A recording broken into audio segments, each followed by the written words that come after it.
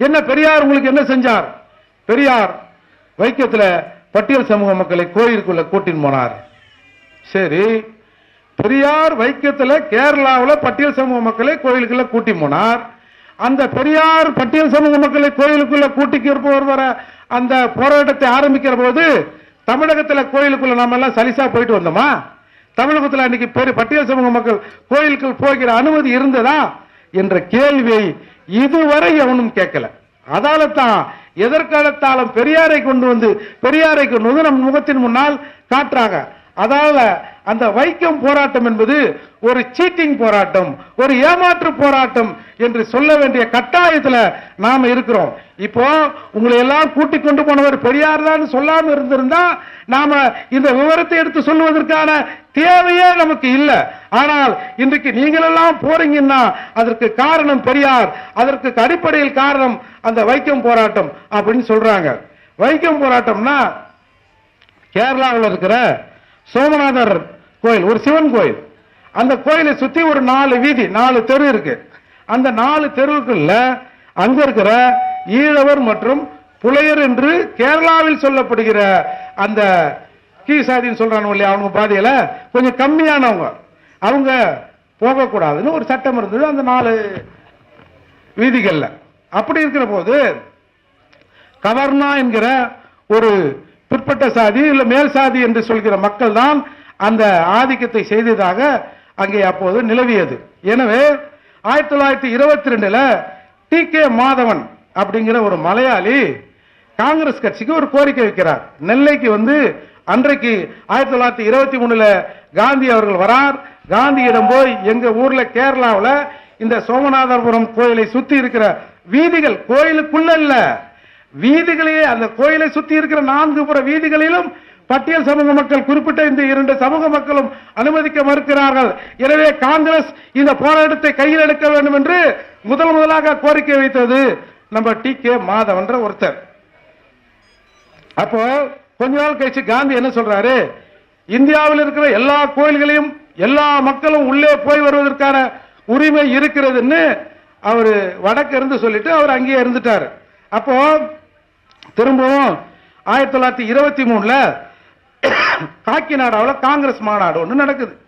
அந்த மாநாட்டில் இதே கேரளாவை சேர்ந்த நபர்கள் எல்லாம் போய், ஏற்கனவே காந்தி வேற சொல்லியிருக்காரு எல்லாரும் கோயிலுக்குள்ள போலான்னு, முதல்ல நாங்க கோயிலுக்குள்ள போறோமோ இல்லையோ கோயிலை சுத்தி இருக்கிற அந்த வீதிகள்ல எங்களை அனுமதிக்கணும்னு திரும்பவும் அந்த மாநாட்டில் ஒரு கோரிக்கை வைக்கப்படுகிறது. ஏன்னா அப்போ காங்கிரஸ் தான் வலிமையான கட்சியாக இங்கே இருந்து கொண்டு இருக்கிறது.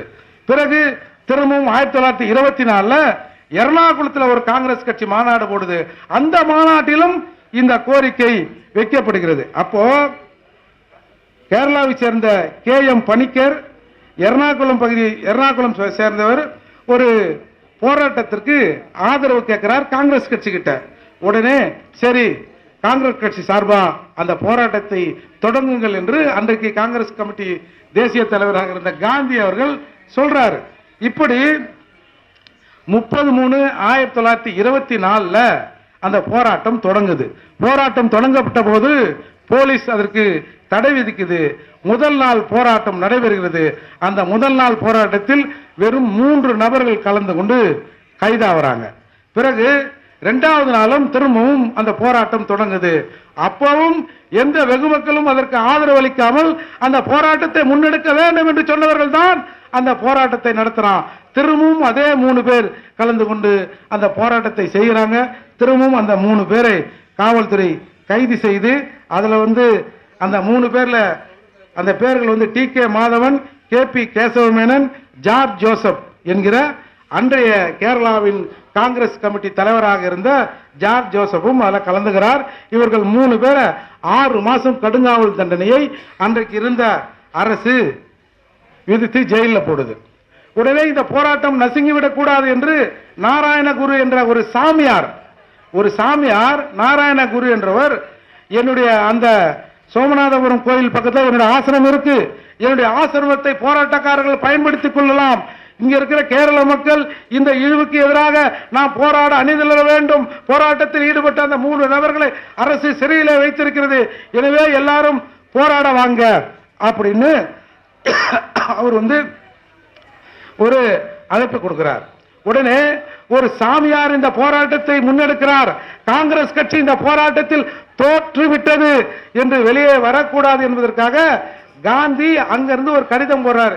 யோ, கேரளாவில் இருக்கிற காங்கிரஸ்காரன் தான் வந்து அரெஸ்ட் ஆயிட்டான், தமிழ்நாட்டில் என்னையா புடுங்கினீங்க, ஒரு 2-3 பேர் போய் அந்த போராட்டத்தை வழிநடத்துங்கள் என்று ஒரு கடிதத்தை போடுகிறார். அதன் அடிப்படையில் ஈவே ராமசாமி, டாக்டர் எம் பெருமாள் நாயுடு, பத்மநாபன், கோவை ஐயாமுத்து கவுண்டர், ராமகிருஷ்ணதாஸ், கோவிந்தன் போன்றவர்களை சேர்ந்த ஒரு கமிட்டி, ஒரு குழுவை போட்டு காங்கிரஸ் அங்கிருந்து கேரளாவுக்கு போய் போராடுங்கப்பா அப்படின்னு சொல்லுது. இப்போ அடிப்படையில் இது புரியுதா?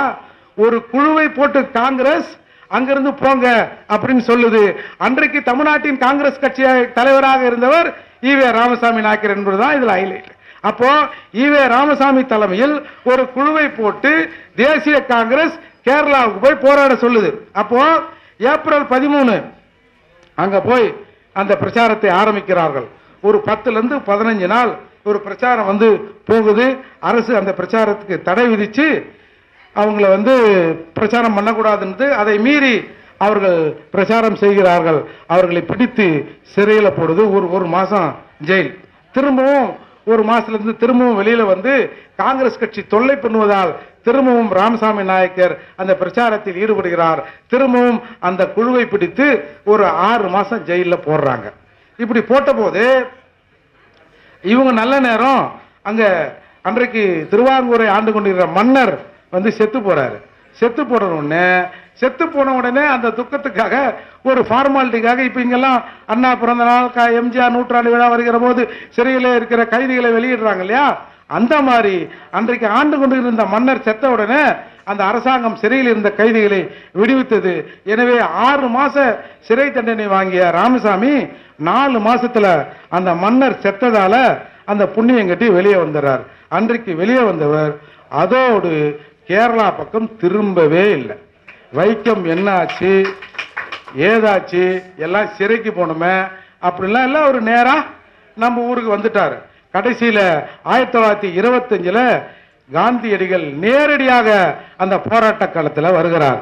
ஏன்னு சொன்னால் தமிழ்நாடு காங்கிரஸ் கமிட்டியை நம்பி அந்த போராட்டத்தை ஒப்படைச்சோம், இவன் பாதியிலே விட்டுட்டு வந்துட்டான், எனவே இந்த போராட்டத்தை தொடர வேண்டும் என்று காந்தி முன்னின்று 1925 கேரளாவுக்கு வரார். உடனே அன்றைக்கு மார்ச் 8ஆம் தேதி திருவாங்கூர் மகாராணி அவர்கள் ஒரு பேச்சுவார்த்தை நடத்துறாங்க.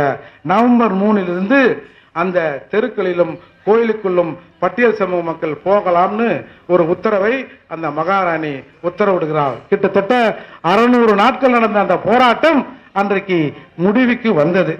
இதுதான் இந்த வைக்கத்தோட போராட்டத்தின் வரலாறு.